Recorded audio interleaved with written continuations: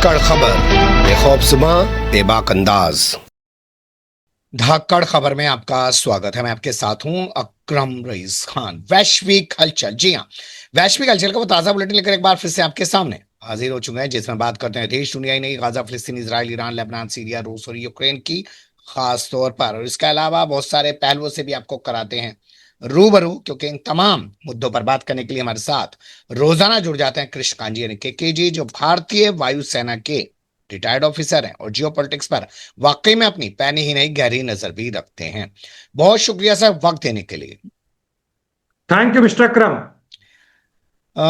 जो खबर की मैं आपके साथ शुरुआत करने जा रहा हूं, उसके लिए आप मुझे इसलिए बोलना पड़ा शुरू में कि एक तरफ तो हमारा बिहार है जहां पे वोटर्स की एनआरसी की जा रही है, उनको वोट डालने से रोका जा रहा है। ये वही चुनाव आयोग है जो लोगों से ज्यादा वोट डलवा देता है, या जितनी बूथ पे वोट नहीं होते हैं उससे ज्यादा वहां पे वोट खुल जाते हैं। और वहीं दूसरी ओर ब्रिटेन ने कानून बना दिया है कि वहां पर अब 16 साल के बच्चे भी वोट दे सकेंगे।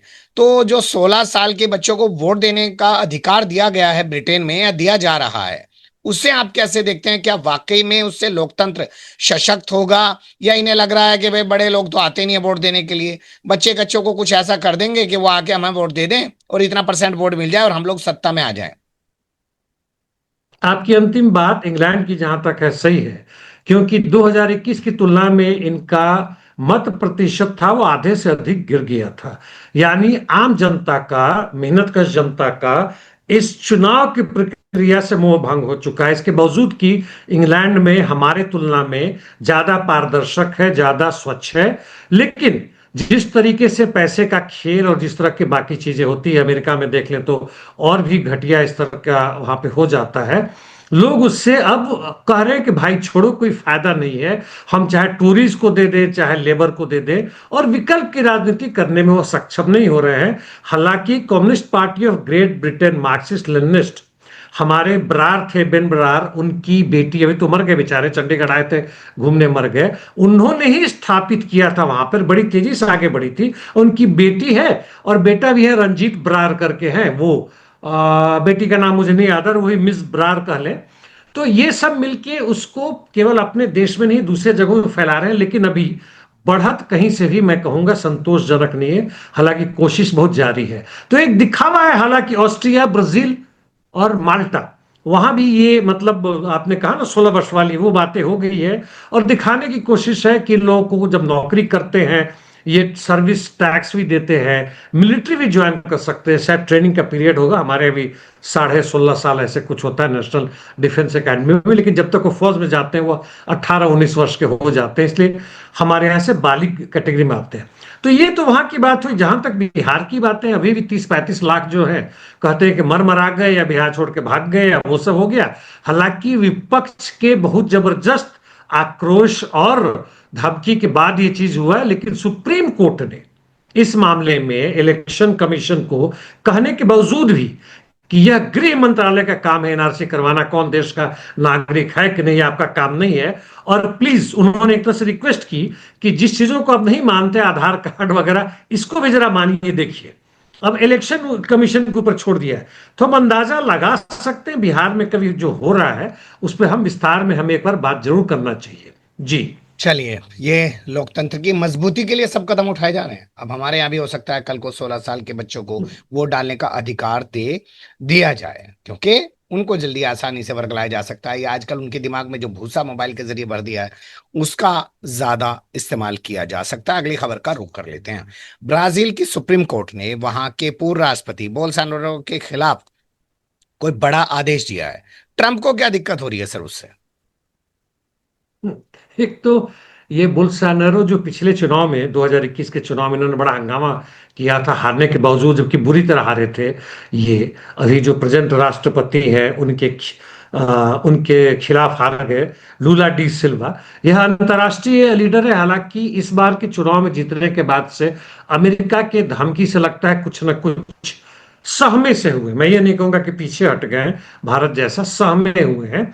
और वहां के सुप्रीम कोर्ट ने कहा कि बोल्सोनारो जो है एक बार देश छोड़ के भागने की कोशिश की गई थी, तो देश छोड़ के तो नहीं भाग पाए। विदेशी दूतावास में, जो बगल की ही राष्ट्र अर्जेंटीना का दूतावास या कहीं और का दूतावास, तो उसमें चले गए थे। हालांकि इनके लोग माने नहीं, उनको पकड़ के ले आए। इस तरह कुछ घटनाएं घटी थी। तो इन्होंने कहा है कि भाई ये फिर भाग सकते हैं, तो ये एंकल में यानी नीचे पैर में ये एक इलेक्ट्रॉनिक एंकल होता है, एक तरह का पैर में बांधना पड़ेगा जिसमें जीपीएस होता है और वार्निंग होता है, और कम से कम रात में लगाना पड़ेगा। तो ये कह रहे हैं कि बेइज्जती की बात है, निश्चित रूप से बेइज्जती की बात है, लेकिन जो तुम हरकत किए हो, और सुप्रीम कोर्ट को डाउट है कि छुप छुपा के रात में भाग जाओगे, दिन में तो देखते ही रहेंगे, इसके बिना तुम नहीं रहोगे। यदि नहीं लगाते हो अपने पैर में, तब भी पुलिस आके तुमको पकड़ेगी। तो ठीक है, जिस तरह से उन्होंने हंगामा किया है, जो सब चीजें किया है। हाँ, जहां तक ट्रंप की बात है, उनको लगता है कि हमारा बंदा था, हमारा मोहरा था, बंदा नहीं था, हमारा मोहरा था, और उसको तुमने हरा दिया। इस बीच में जब वो आया था बोल्सोनारो, तो कहते हैं कि 70 से 80, जब पिछले 4 साल वो रहे थे इनके लूला के आने के बाद, तो 70 से 80 बिलियन डॉलर यहां से अमेरिका चले गया, गजब। चुपचाप खामोशी से चले गया। अब इस व्यापारी को कैसे हजम हो, और इस पे कहते हैं वहां के जज के अगेंस्ट हमने लगा दिया है, वो हमारे देश नहीं आ सकते हैं, वगैरह वगैरह। मतलब प्रतिबंध लगाना लगता है कि इनका एक हथियार है। भाड़ में गई तेरी प्रतिबंध। लेकिन जहां तक इनकी बात है, ब्राजील के राष्ट्रपति ने कहा है कि हमारा अंदरूनी मामला है, खासकर हमारे जुडिशरी में आप कैसे हस्तक्षेप कर रहे हैं। तो जुडिशरी तो ध्वस्त हो ही चुका है, और जहां तक ट्रंप की बात है, वो विश्व का दादा बन चुका है, और पूरा दुनिया भर के जो चमचे आ रहे हैं, खासकर आपके मिडिल ईस्ट से भी, वह भी इनके गुणगान में वैसे ही कर रहे हैं जैसे पुराने जमाने के भांड के इर्द गिर्द वो गाय की और वो सब जो होते थे किया करते थे। बिल्कुल, जी। आपने सही शब्द इस्तेमाल किया, बल्कि इससे भी अगर कुछ ज्यादा आगे बढ़कर बोला जा सकता है तो वो कम ही होगा। अब रुक कर रहते हैं भारत और पाकिस्तान के बीच चल रही तनातनी से जुड़ी खबरों का। यहाँ रूस और यूक्रेन से जुड़ी सॉरी खबरों का भारत और पाकिस्तान से आगे बताएंगे। और यहाँ जो पहला अपडेट है कि जो ब्रिटेन में यूक्रेन के राजदूत हैं, उनको यूक्रेन का नया राष्ट्रपति बनाया जा सकता है, एक खबर ये चल रही है। दूसरी खबर ये है कि किसी महिला को यूक्रेन में प्रधानमंत्री बना दिया गया है। तो ये जो दोनों घटनाक्रम हो रहे हैं या चल रहे हैं, ये क्या जेलेंस्की के लिए खतरा है, और क्या ये सब ट्रंप बाबा करा रहे हैं? ट्रंप बाबा करवाएं ना करवाएं, हो सकता है रशिया से भी कुछ न कुछ हो रहा है, लेकिन वह खबर सत्य है कि यूलिया जो पहले उप प्रधानमंत्री थी कभी, और इकोनॉमिक मसले की भी मिनिस्टर रह चुकी हैं, और इनका लक्ष्य है कि अपने ही देश में आर्म्स मिशन से बनाए, विदेशी हेल्प के सहारे, ताकि हम स्वतंत्र हो सके। कहां तक बनाएंगे नहीं बनाएंगे बात अलग है। और इन सब कारणों से एक बहुत बड़ा चीज है जिससे वेस्टर्न मीडिया और वेस्टर्न पावर उनको सपोर्ट कर रहे हैं, कह रहे हैं कि जो भी कुछ बचा खुचा उसको प्राइवेटाइज कर देंगे। हमारे देश की भी जो नई सत्ता है, उसी कारण तो अमेरिका इंग्लैंड सब इनके पीछे आ रहा है कि बहुत माल भरा हुआ भारत में, सब प्राइवेटाइज हो रहा है, हम चलेंगे।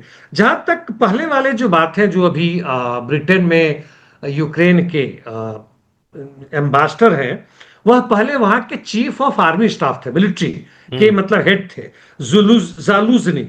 और जो पिछला जो इन्होंने आक्रमण किया था, इन्हीं के नेतृत्व में हुआ था, आज से 1.5-2 वर्ष पहले, जब पूरे के पूरे दक्षिणी जापोरिजिया से होते हुए और खार्को क्षेत्र में उनकी सेना घुस गई थी, और बड़ी मुश्किल से यूक्रेन ने रशिया ने उसे रोका था, लेकिन कुछ न कुछ खटपट हुई थी दोनों के बीच में, तो उनको हटाया था। अब ये जहां तक बात है, ये लगता है, मुझे लगता है कि अफवाह है, सोशल मीडिया में आ रहा है, कहीं से भी मतलब इसका भी सही वो नहीं हो रहा। हम चाहें तो अपने चैनल को करवाने के लिए हेडलाइन दे सकते हैं, लेकिन मुझे अभी लगता है अफवाह है, कुछ समय और वेट करना चाहिए। हाँ, जहां तक जेलेंस्की की बात है, जी। कुछ और मसलों से लग रहा है कि कुछ ढीले पड़ रहे हैं। वो कह रहे हैं भाई ठीक है, ठीक है, हम बात करने को तैयार हैं। लग रहा है कि उनके पीछे उनके कब्रगाह खोदने के लिए बाकी लोग तैयार हो रहे हैं, क्योंकि यूक्रेन हार रहा है। जी। बातचीत करने की उन्होंने जो बात कही है अगले हफ्ते, रूस से कही है सर। और वो कह रहे हैं कि अब रूस से वो सीधे बात करेंगे, यानी ट्रंप को फिर से वो एक बार साइड करने जा रहे हैं। रूस से उन्होंने बातचीत शुरू की थी, लेकिन वो बातचीत आगे बढ़ी नहीं। इस बार क्या है, बातचीत आगे बढ़ने की संभावना है? अब बातचीत देखिए, उनको दिखाना पड़ेगा कि हम शांति चाहते हैं, क्योंकि यह दिख रहा है कि जो भी हो, जितना आर्म्स म्यूनिशंस बेच रहा है अमेरिका, अब वह यूरोपियन यूनियन के सहारे बेच रहा है। यानी यूरोपियन यूनियन नाटो को बेचेगा, पहले फ्री में चला जाता था, पैसे आते नहीं थे। उसके कारण जेलेंस्की की काफी इन्होंने बेइज्जती की थी, प्रेसिडेंट और वाइस प्रेसिडेंट मिलके पूरे दुनिया के सामने किया था। फिर भी जेलेंस्की नहीं हटा कि नहीं भैया आप हमारे ऊपर कोई आसान नहीं कर रहे हैं, जब होगा पैसा तो दे देंगे, भी नहीं हमारे पास। हम्म। और यह बनिया वहां का राष्ट्रपति मानने को तैयार नहीं। हालांकि यह इंपॉर्टेंट है कि फ्रांस, स्पेन और भी एक दो देश हैं, इन्होंने कह दिया कि भाई हम आपसे खरीद के और मुफ्त में यूक्रेन को देने को तैयार नहीं है, यह आपका भी जिम्मेवारी बनता है। अंदर से तो बात यह है कि अमेरिका ही ने तो युद्ध शुरू करवाया है, बिल्कुल जो सही। पिछले में बाइडेन बाबा थे, वो सब चीजें थे। तो इस हालत में जो ये प्रपोज कर रहे हैं फिर से रशिया से डायरेक्ट बात करने की, एक तरह से दिखावा है। लेकिन यदि बात करते हैं, जो पिछला इनका चर्चा बातचीत हुई थी तुर्की में जाके शायद हुआ था ना, जी, तुर्की में हुई इस्तांबुल थी। में हुआ था जी। जी। और वहां जो हाँ, वहां जो बातचीत हुआ था, वहां पे ये तो कह रहे थे, कई आपको एक याद होगा सीरीज। कि पुतिन नहीं आए हैं, पुतिन नहीं आए हैं, उन्होंने टाइम दिया था, मैं आके बैठ गया हूं, वो नौटंकी भी इन्होंने की थी सर। बिल्कुल बिल्कुल यार, अच्छा याद दिलवाया आपने।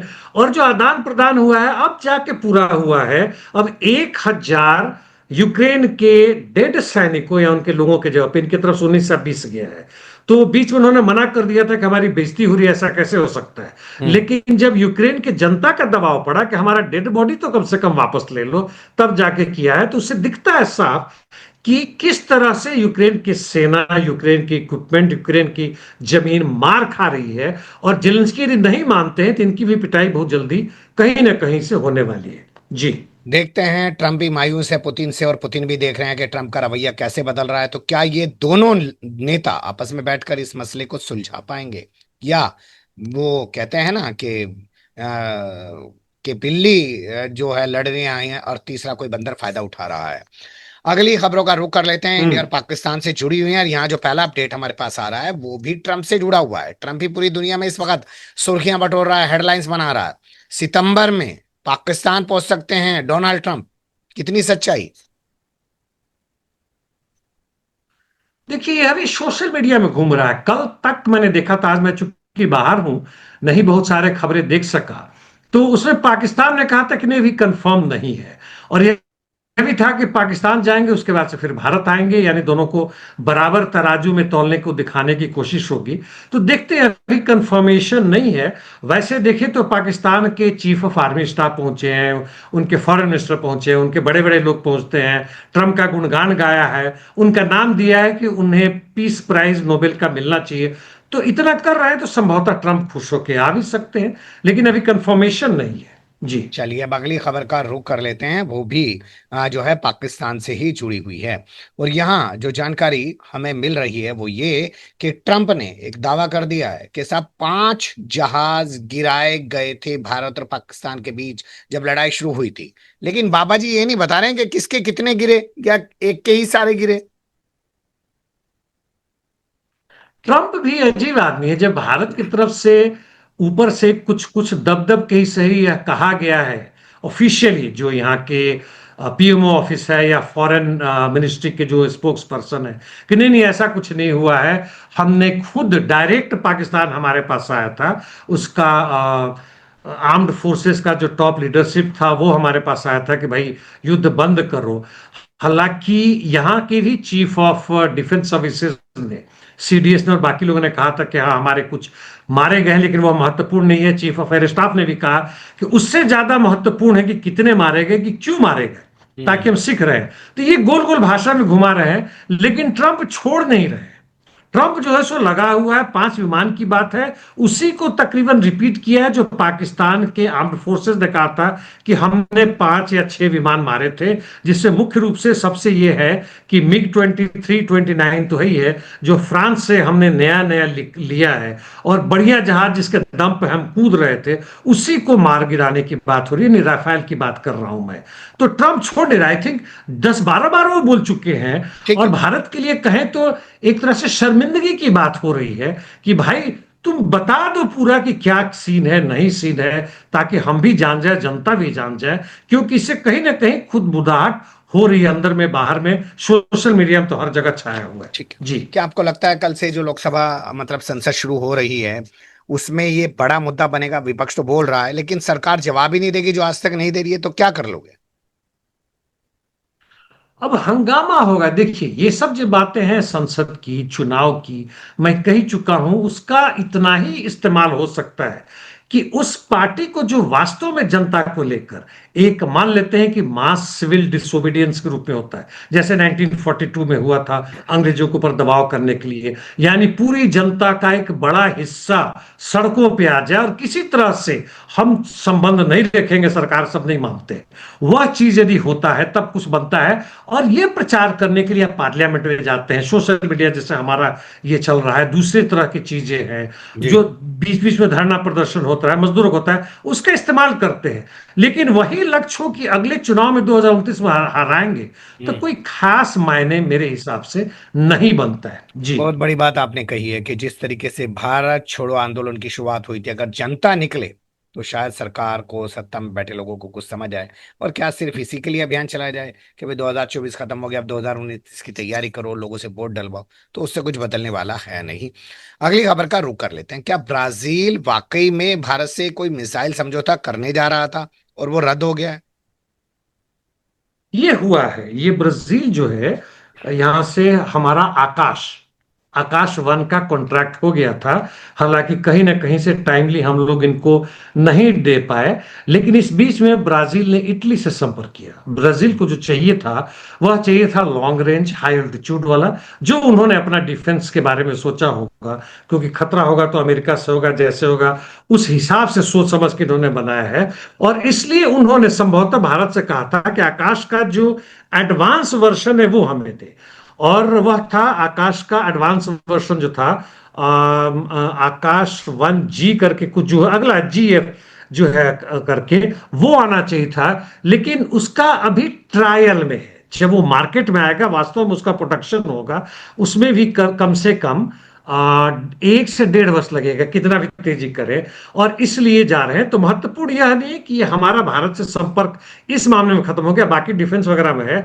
महत्वपूर्ण इसलिए है कि ब्राजील जो है, वह ब्रिक्स से बाहर जाके इटली से संपर्क कर रहा है, बहुत यानी बड़ी बात। यूरोपियन यूनियन नेटो के बीच में जा रहा है। और यह हमारे ब्रिक्स के लिए अच्छा नहीं है, चाहे रशिया हो, चाहे चाइना हो, चाहे भारत हो।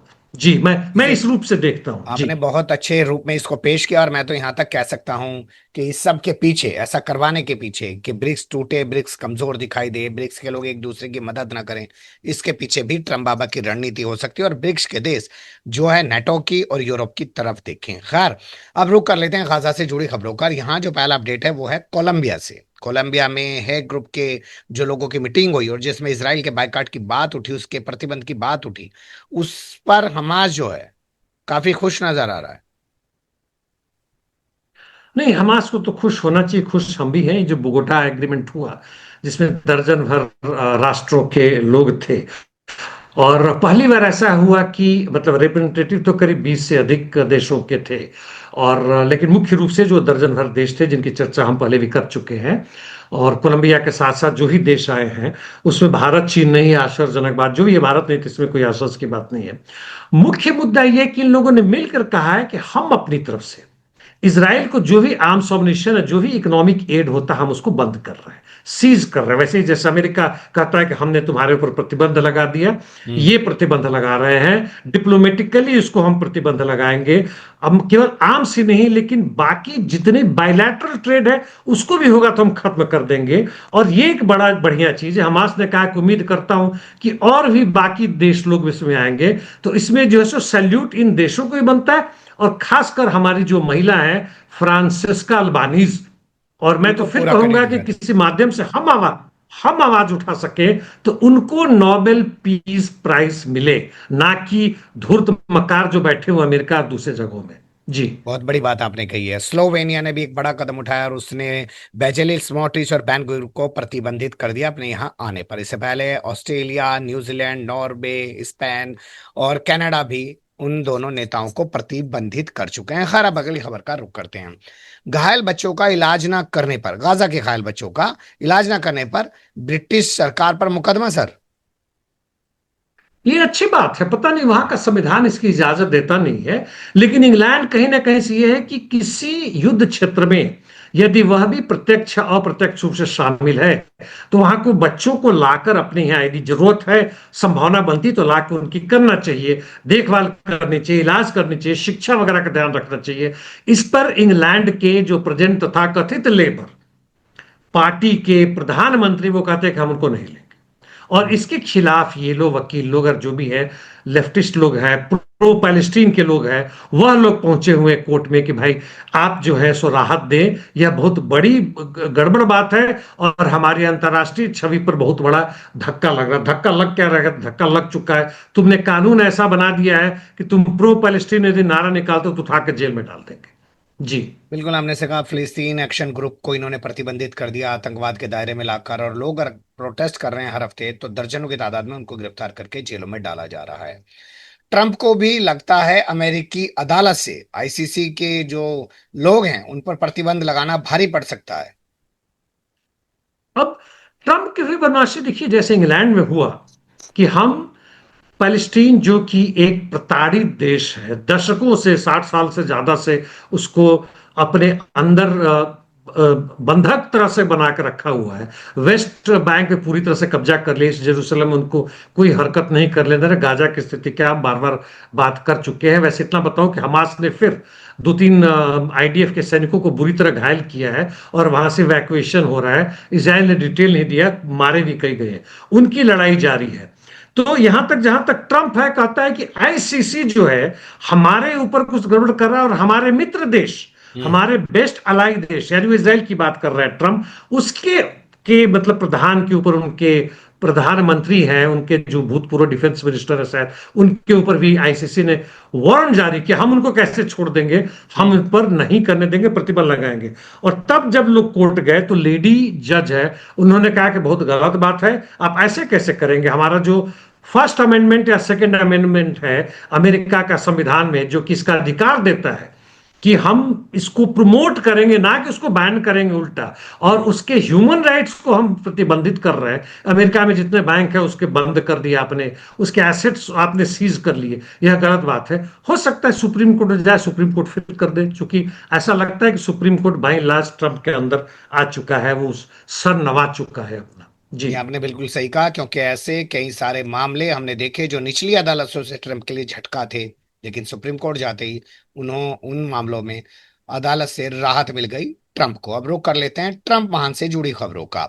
और यहाँ जो पहला अपडेट मैं आपके सामने रखने जा रहा हूं वो आ रहा है लॉस एंजलिस से जुड़ा हुआ। दो घटनाक्रम यहाँ पे हुए सर। एक तो यहाँ पे पुलिस का कोई ट्रेनिंग कैंप है, वहां पे धमाका हुआ, 3 पुलिस वाले मर गए, कई घायल हो गए। एक बंदा है नाइट क्लब के बाहर पहुंचा कार लेके और चढ़ा दी लोगों के ऊपर। अब 30 लोगों के घायल होने की खबर है, मरा कि नहीं मुझे पता नहीं, लेकिन दोनों घटनाएं लॉस एंजलिस में हो रही हैं। ये संयोग है क्या?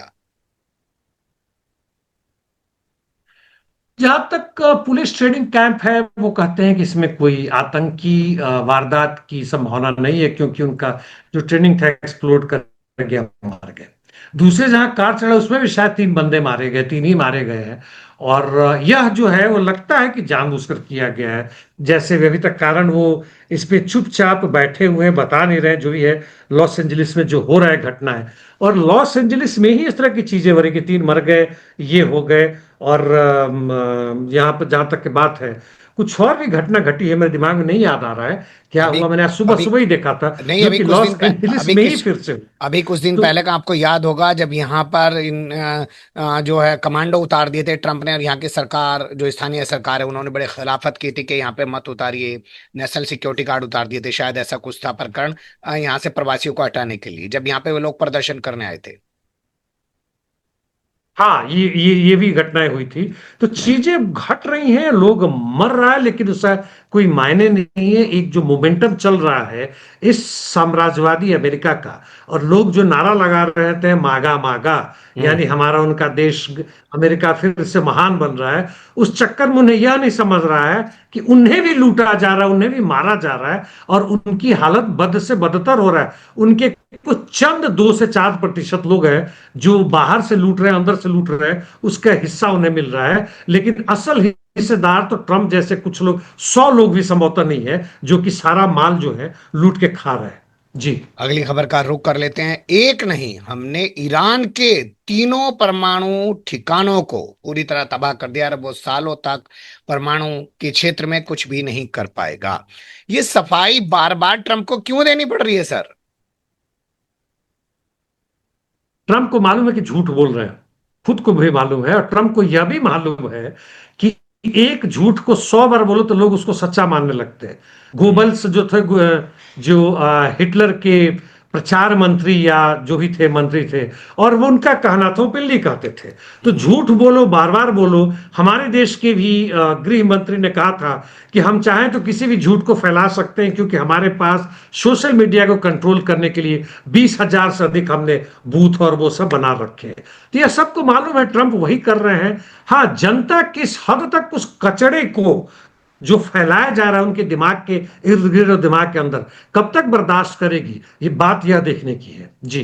ये बार बार सफाई शायद इसलिए तो नहीं दे रहे हैं क्योंकि मीडिया लगातार रिपोर्टें छाप रहा है कि साहब ईरान के परमाणु संयंत्र तो चालू हैं और वो वहां पर जो है दोबारा से अपना यूरेनियम संवर्धन का काम शुरू कर सकता है, इस वजह से बौखला रहे हैं। ये आपने अच्छा कहा, केवल मीडिया ही नहीं बल्कि इसराइल भी कह रहा है कि तीनों बर्बाद नहीं हो, और अंदर अंदर उसकी अच्छा। बदमाशी चल रही है। हम्म। और ट्रंप के खिलाफ ही हो रहा है। देखिए, इसराइल चाहता है कि फिर से ईरान पर आक्रमण करे, और हम्म। ट्रंप कहते हैं कि जरूरत नहीं है, वर्षों के लिए दूर चले गया। जबकि आईएईए का कहना है कि कुछ महीने में फिर शुरू करेगा। और हम्म। इसराइल चाहता है कि ईरान को फिर से बर्बाद किया जाए, हम्म। इसलिए अमेरिका को भड़का रहा है, अमेरिकी जनता को भड़का रहा है। और चुपचाप कहीं ना कहीं उसका जो मोसाद है वह ट्रंप के खिलाफ इस मसले में काम कर रहा है। जी। क्रॉनिक वेनिस एफिशिएंसी नाम की कोई बीमारी है जिससे पीड़ित हो गए हैं ट्रम्प बाबा, क्या हुआ सर? ये कोई भयानक बीमारी नहीं है, हालांकि इनिशियल स्टेज है। हिंदी में पता नहीं क्या कहते हैं, आप देखते होंगे कि जिसका पैर मोटा हो जाता है और नस जो है सो ब्लू ब्लू नजर आता है, नीचे में होता है, वो चीज है। तो हम्म। इनिशियल स्टेज है, दवाइयां खा रहे हैं। यह बुढ़ापे में होता है इस तरह की चीजें, और ज्यादा बढ़ जाए तो नसें फट भी सकती हैं। तो खैर, पैसे तो बहुत इनके पास, इलाज हो जाएगा। इससे दिमाग पर कुछ खास असर नहीं है, हालांकि दिमाग का असर पड़ने वाला वह ज्यादा महत्वपूर्ण बीमारी है, जो कि हमारे इनके भूतपूर्व जो राष्ट्रपति, बाइडेन। यानी बाइडेन की बात कर रहा हूं, उस तरह की बात। तो वो उसके भी ये शिकार हो रहे हैं, कभी कभी पटांग बोलना शुरू करते हैं। तो इनके पैर पे ना जाए, असल इनके दिमाग पर क्या है जो बिल्कुल विषैला जहर भरा हुआ है, और बड़ी धूर्तता पूर्वक उससे पूरी दुनिया में जो कंट्रोल करने की बात कर रहे हैं, उसको देखा जाए, उस पर ज्यादा निगरानी हमें रखनी चाहिए। जी। मान लेते हैं सर कि बाइडेन को तो चलो भूलने की बीमारी थी, वो बात करते करते भूल जाते थे, उठ के चल देते थे। लेकिन इस आदमी में इतना जहर भरा हुआ है कि ये वॉल स्ट्रीट जर्नल समेत अखबार के लोगों पर 10-10 बिलियन डॉलर का मुकदमा ठोक दे रहा है। वो उसी से मिला हुआ है, एप्स्टन, जेफरी एप्स्टन का जो है ना, और इनका नाम आ रहा है वहां पे किसी अपने मित्र, जेफरी के किसी मित्र के पास या उन्हीं के पास इन्होंने एक लेटर भेजा था, पहले पहले राष्ट्रपति के इर्द गिर्द, उसके भी पहले की बात है। और जो लेटर में एक लड़की का, मतलब वो बिना कपड़े का वगैरह करके फोटो करके भेजा था, और कुछ गंदी बातें थी। ये कहते हैं कि मेरा नहीं है। हालांकि जो ये जो वॉल स्ट्रीट जर्नल की बात है, वह भी नहीं कहता है कि ट्रम्प ने कहा है, उसने कहता है कि ऐसी ऐसी चीजें हैं। अब ट्रम्प कह रहा है कि मेरे खिलाफ तुम दुष्प्रचार क्यों कर रहे हो, मेरा कुछ लेना देना नहीं। लेकिन जो ट्रम्प का चरित्र रहा है, जो डिस्ट्रिक्ट कोर्ट ने कहा है कि आप इसमें दोषी हैं, आपको दंड नहीं दे सकते क्योंकि आप राष्ट्रपति के लिए चुने गए हैं, तो ट्रम्प के चरित्र में है। और इस तरह के भद्दे भद्दे इन्होंने स्टेटमेंट पहले दिए जो सामने आ गया। मैं आज दोहराऊंगा नहीं उन चीजों को। इससे जी। लगता है कि ट्रम्प कहीं ना कहीं उस मसले में फंसे हुए हैं, और बचाने के लिए ये उसके ऊपर इस तरह की कार्रवाई करने जा रहे हैं। जी। कायदे की बात आप कह रहे हैं, सजा याफ्ता जो लोग हैं अब वो भी अमेरिका में हथियार रख सकेंगे, ऐसा कानून बना दिया गया है। इसे अच्छी खबर कहूं? अच्छी तो कहीं से नहीं है, गन कल्चर बढ़ रहा है। हाँ, अच्छी खबर कहेंगे तो जो गन बनाने वाले व्यापारी हैं, जो उनका प्रोडक्शन कर रहे हैं, उनके लिए अच्छी खबर। उनके तरफ से दबाव आ रहा है कि भाई हमारा गन जो है सो कम बिक रहा है। जैसे हमारे दिल्ली में हम्म। अब बड़ी बड़ी अच्छी अच्छी गाड़ी 10 साल के बाद से, जो कि ऐसे 40-50 लाख की होती, 2-2 ढाई लाख में बिक रही है। छोटे मोटे लोगों के लिए भली वह फायदेमंद हो, लेकिन हमने तो खरीदा था 15 साल का, टैक्स दिया था 15 साल का, हम्म। सब कुछ भरा था, इंश्योरेंस भरा था 15 साल का। हम्म। लेकिन गाड़ी वाले, एक तो ठीक है आपकी जो वातावरण है वो खराब हो रहा है, पोल्यूशन खराब हो रहा है। लेकिन पोल्यूशन इंडस्ट्रीज उनके कारण हो, ना कि गाड़ियों के कारण हो रहा है। हमने तो सब चेक करवाया है, एंटी पोल्यूशन चेक करवाया हुआ है। लेकिन वो गाड़ियां जिनकी नहीं बिक रही है वो जबरदस्ती करवा रहे हैं। वैसे ही गन वाले जो है, और इस चीज से वो बहुत खुश है, वो मस्ती कर रहे हैं कि भाई हमारे गन बेचने में कम से कम 5 से 10% का इजाफा और होगा। जी। आपने दिल्ली वाली जो मिसाल दी है वो वाकई में काबिले तारीफ है। सच्चाई भी यही होती है। लोग सोचते हैं अरे नहीं नहीं पोल्यूशन फैल रहा है, इस वजह से इनको हटाना जरूरी है। हर चीज के पीछे धंधा छिपा हुआ है, और जो धंधेबाज है वो रात दिन नए नए आइडिया क्रिएट करता है कि कैसे जनता को लूटा जाए। और जब सरकार साथ में मिली हुई हो फिर तो कहना ही क्या। बहुत शुक्रिया, आपने बहुत बारीकी से तमाम चीजों पर रोशनी डाली। फिर आपके साथ किसी और मुद्दे पर जुड़ने की कोशिश करेंगे। धन्यवाद sir. Thank you mister Akram.